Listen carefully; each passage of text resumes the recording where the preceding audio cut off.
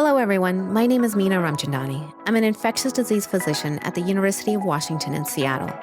This podcast is dedicated to an STI literature review for healthcare professionals who are interested in remaining up to date on the diagnosis, management, and prevention of STIs.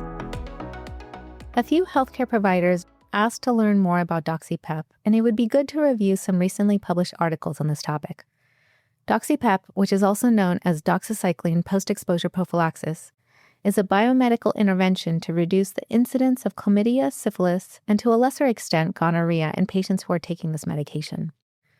The medication is taken as 200 milligrams of oral doxycycline within 72 hours after sex. It's recommended to discuss Doxy PEP with certain populations at higher risk of acquiring an STI, for example, MSM who have had a bacterial STI in the last year.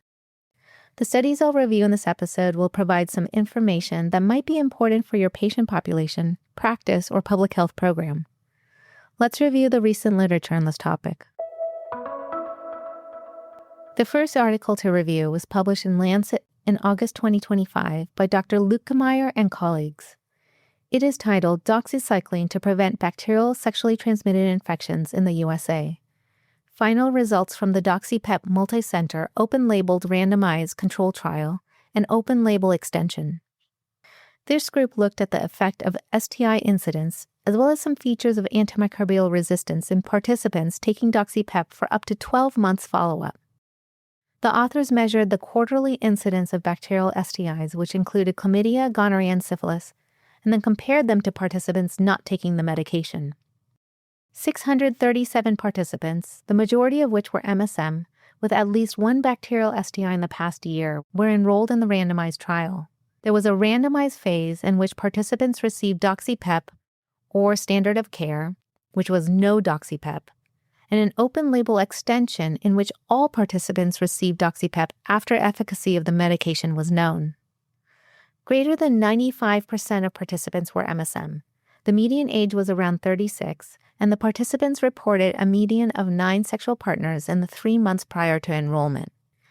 During the randomized period, quarterly STI incidence was 31% in the standard care group, and this was compared to 12% in those who were taking Doxy PEP.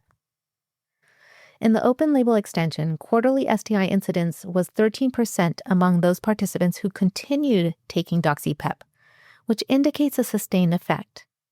In the open-label extension, for those participants who were initially randomized to the standard of care, but then started Doxy PEP during the open-label extension, they found a reduction in quarterly STI incidence from 31% to 17%.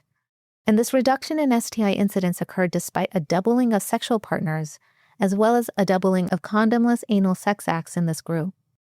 Those taking Doxy PEP took about 5 to 6 doses a month during the randomized period, as well as the open-label extension. The authors also evaluated Staphylococcus aureus, which I'll say Staph aureus for short. They evaluated Staph aureus colonization in the anterior nares as well as oropharynx of participants. They found that there was a decrease in colonization of Staph aureus in both groups over time, in those taking Doxy PEP and those not taking Doxy PEP. Participants taking Doxy PEP were not significantly more likely to clear Staph aureus colonization than those with no Doxy PEP use. But they did find an increase in doxycycline-resistant Staph aureus during Doxy PEP use. They had 5 culture results for Chlamydia trachomatis and Doxy PEP users, and they found that all were susceptible to tetracycline. This study shows a sustained efficacy of Doxy PEP to reduce bacterial STIs in a large number of participants, the majority of which were MSM, who had a bacterial STI in the past year. The authors found a similar reduction in STIs in the open-label extension, despite reported increases in number of sexual partners as well as condomless sex. Doxycycline-resistant Staph aureus did increase with Doxy PEP use, which might be expected, but it can't explain the overall trend in a decrease of Staph aureus colonization in both groups over time, in those taking Doxy PEP as well as those not taking Doxy PEP. The second article we will discuss was written by Dr. Soje and colleagues and published in Clinical Infectious Diseases in July 2025. It is titled Potential Impact of Doxycycline Post-Exposure Prophylaxis on Tetracycline Resistance in Neisseria gonorrhea and colonization with tetracycline-resistant Staphylococcus aureus and Group A Streptococcus. In King County, Washington, the guidance on the use of Doxy PEP was issued around June of 2023, so about the middle of the year. The authors evaluated trends in Neisseria gonorrhea tetracycline resistance from 2017 through 2024, and they looked at the association of resistance with Doxy PEP use in MSM attending the sexual health clinic. They found that tetracycline resistance in Neisseria gonorrhea and MSM was relatively stable from 2017 to the beginning of 2023 at around 27% of isolates, and then increased every quarter to 70% in 2024, so a huge number. Neisseria gonorrhea with high-level tetracycline resistance, which they defined as a tetracycline minimum inhibitory concentration, or MIC, of at least 16 micrograms per milliliter, trended downwards from 2017 to 2021, and then increased from 2% in 2021 to 65% in 2024. So what they found is that the prevalence of high-level tetracycline resistance began increasing in MSM before the release of the Doxy PEP guidelines and widespread Doxy PEP use in Seattle and King County. MSM who took 1 to 3 doses of Doxy PEP were not more likely than non-users, or those not taking Doxy PEP, to have Neisseria gonorrhea tetracycline resistance. But those patients taking more than 3 doses of Doxy PEP per month was associated with the Neisseria gonorrhea tetracycline resistance. The authors evaluated Staphylococcus aureus, as well as Group A Streptococcus. I'll also say Group A Strep for short. They evaluated Staph aureus and Group A Strep colonization in Doxy PEP users because doxycycline is sometimes used to treat skin and soft tissue infections. It's also used to treat other infections with Staph aureus, and long-term doxycycline use has been associated with an increase in oropharyngeal Group A Strep colonization in prior studies. Specimens were collected from the nares as well as the pharyngeal area. And what they found is that while overall Staph aureus colonization was less common among those using Doxy PEP compared to non-users, tetracycline-resistant Staph aureus, as well as Group A Strep colonization, was more common among Doxy PEP users. 82% of all Group A Strep were tetracycline-resistant, but this didn't vary between Doxy PEP users and non-users. This article highlights how the proportion of Neisseria gonorrhea isolates with tetracycline resistance greatly increased from 2023 to 2024 in MSM in King County, Washington. This increase coincided with the rollout of Doxy PEP guidance, although Doxy PEP might not fully explain Neisseria gonorrhea tetracycline resistance in the community, because the authors found high-level tetracycline resistance among MSM increased prior to widespread Doxy PEP use.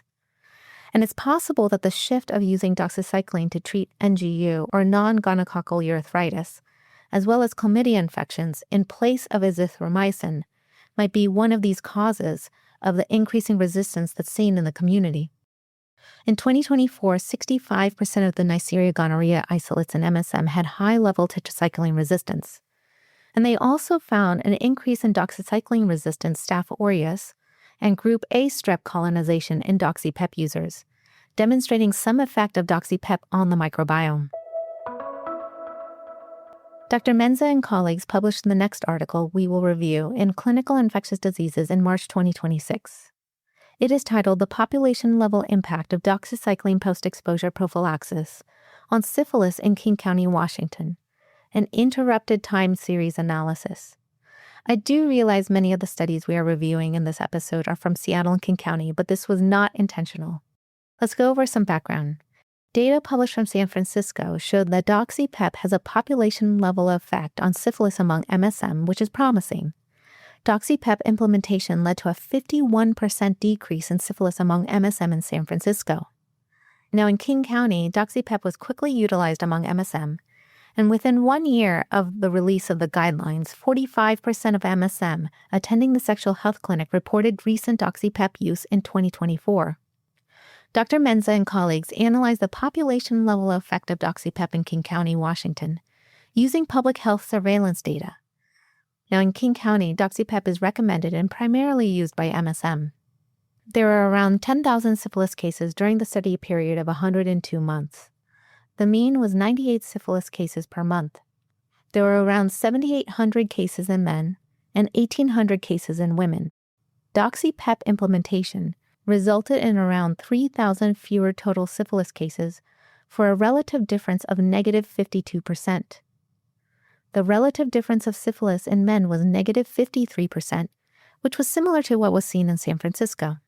Surprisingly, there was an effect of fewer syphilis cases in women, despite the absence of recommendations and limited Doxy PEP use in women in King County.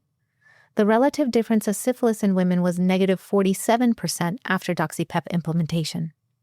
Despite the decrease in syphilis in men and women, syphilis in pregnant women and congenital syphilis cases increased from 2017 to 2024 in King County.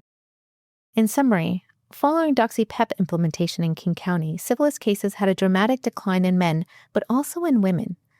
Although Doxy PEP is not recommended for women in King County, it's possible that the decrease in syphilis among women could be due to a decreased transmission through shared sexual networks, for example, men who have sex with both men and women. Unfortunately, cases of syphilis in pregnant women and congenital syphilis continued to increase during the study period, and it's not clear why this is the case. The authors note that it's possible pregnant women may not benefit from the indirect effects of shared sexual networks, or that the effects of Doxy PEP may lag in this population, and they might see those effects later on. It's also possible that the decrease in syphilis seen in King County may not be completely related to Doxy PEP. Doxy PEP may be responsible for part of the trend, but there has also been increased public health efforts that may contribute to a decline in some populations. I'm sure there will be more to come on this topic. Next, I'd like to briefly review a report published in the Journal of Infectious Diseases in March of 2025 by Lauren Tantalo and colleagues. It is titled In Vitro Exposure of Treponema pallidum to Subbactericidal Doxycycline Did Not Reduce Resistance. Implication for doxycycline post-exposure prophylaxis. This group propagated the Treponema pallidum SS14 strain and then exposed the treponemes to doxycycline both intermittently over 7 months, as well as continuously for 10 weeks. They used a concentration of doxycycline that exerts antibiotic pressure, but is not bactericidal, so it doesn't kill the organism. Treponemes were recovered from culture plates and then evaluated by whole genome sequencing, and they found that no resistance developed in T. pallidum. In the culture exposed to intermittent doxycycline, they saw cell numbers recovered faster after the last 2 exposure cycles. No treatment-emergent mutations in 16S rRNA were recovered, and they did not find evidence of a doxycycline-resistant strain. This group plans to do future experiments to evaluate this response to doxycycline exposure over time. In this report, genetic resistance to doxycycline was not induced in vitro when T. pallidum was exposed to intermittent or continuous doxycycline that was below the concentration for killing T. pallidum organisms. This is reassuring since the widespread use of macrolides resulted in T. pallidum strains with resistance to macrolides in the U.S. Future studies are needed to evaluate the accelerated response to recovery of treponemal cultures following that 5th and 6th exposure to doxycycline. To conclude, I'd like to summarize some key points from this session. Doxy PEP was effective in reducing bacterial STIs and MSM at risk for STIs, including during an open-label extension where Doxy PEP efficacy was known.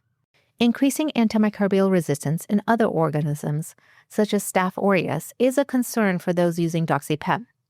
High-level tetracycline resistance among Neisseria gonorrhea isolates is widespread among MSM in King County, Washington, which is likely related to increasing doxycycline use for both STI treatment as well as prevention.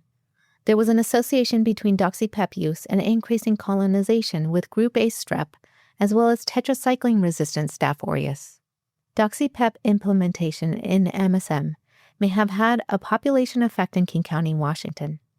There was a 53% decrease in syphilis among men and a 47% decrease in women after Doxy PEP implementation. Genetic resistance to doxycycline was not induced in vitro when T. pallidum SS14 strain was exposed to intermittent or continuous doxycycline that was below the concentration for killing T. pallidum organisms. This podcast is brought to you by the National STD Curriculum, the University of Washington STD Prevention Training Center, and is funded by the Centers for Disease Control and Prevention. Transcripts and references for this podcast series can be found on our website, the National STD Curriculum, at www.std.uw.edu. Thank you and have a wonderful day.